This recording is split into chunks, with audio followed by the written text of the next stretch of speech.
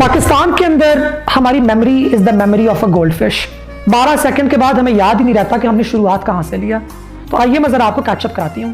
2007 के अंदर आपकी 2 दफा elected prime minister was assassinated in cold blood. 2007 में आपकी स्वात के अंदर तहरीक तालिबान पाकिस्तान अपनी एक खिलाफत नाफिज कर चुकी थी। इसके बावजूद 2008 से लेकर 2013 तक अवामी नेशनल पार्टी ने आपको मुल्क की बेहतरीन कारकर्दगी करके दिखाई।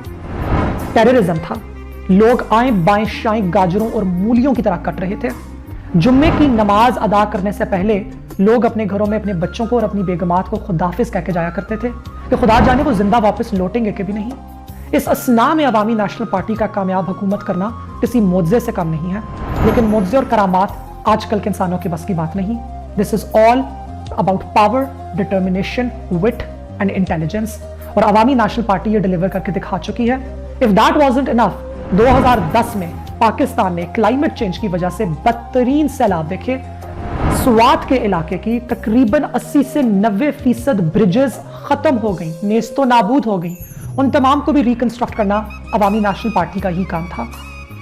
डिस्प्लेसमेंट, टेररिज्म की वजह से स्वात और मालाकंड के इलाके से बेशतर अफराद अपने इलाकों से बेदखल होकर, अपने घरों से बेदखल होकर बाकी इलाकों के अंदर मुकीम थे। उनको दोबारा आबाद करना, एक इलाके को दोबारा रीएनिमेट करना, इन तमाम बातों पे अवामी नेशनल पार्टी को अपलॉज मिलना चाहिए। And no corruption, no big cases, सिर्फ बातें हैं। हमें कहीं पे भी नहीं नजर आ रहा कि नेशनल अकाउंटेबिलिटी ब्यूरो की तरफ से या पाकिस्तान के कोर्ट सिस्टम्स के अंदर अवामी नेशनल पार्टी के किसी भी गवर्नमेंट या ऑफिस होल्डर को चैलेंज किया गया हो या उनके ऊपर करप्शन का केस किया गया हो।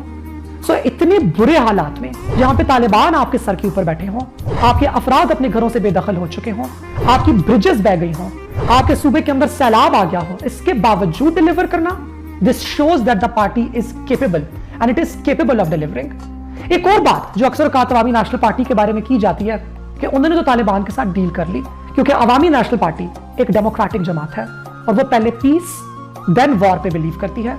किसी भी मामले को हल करने के लिए पहले आपको डिप्लोमेसी, दोस्ती, भाईचारे और नॉन वायलेंस के असूलों को सामने रखते हुए उस मसले को हल करने की कोशिश करनी चाहिए, क्योंकि बादशाह खान बाबा के भी प्रिंसिपल्स थे और ये हमारे भी प्रिंसिपल्स हैं। और जब तहरीक तालिबान पाकिस्तान ने इन प्रिंसिपल्स का पास ना रखा, वो अपने ही किए गए वादों से फिरे और मुकर गए, तो अवामी नेशनल पार्टी ने the federal government of Pakistan का भरपूर साथ दिया कि वो तहरीक तालिबान पाकिस्तान को हमारी धरती से एलिमिनेट करें, बिकॉज अवामी नेशनल पार्टी अपने इलाके, अपनी अफराद और अपनी अवाम के तहफ़्फ़ुज़ पे कभी भी कॉम्प्रोमाइज नहीं करती और ना ही आइंदा करेगी।